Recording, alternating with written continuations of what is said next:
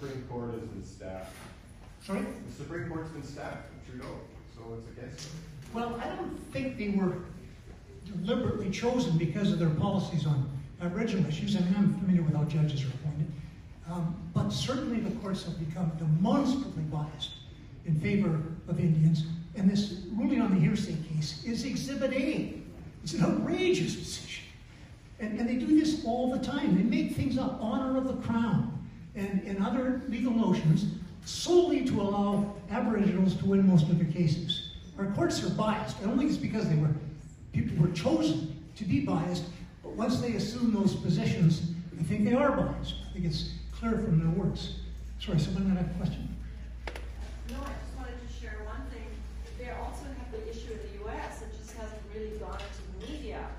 But I have a friend who's gone to Hawaii for many years and always rented a very expensive, oceanfront apartment.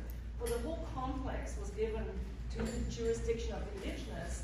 And so what they did, they went to each homeowner and said, you owe us $4,000 a month lease payment, which, that's a bit to swallow.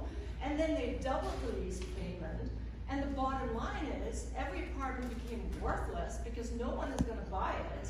And that's the end game right here. So. Well, I'm not familiar with the U.S. situation, but with respect, I don't think they have anything like what we've got in British Columbia.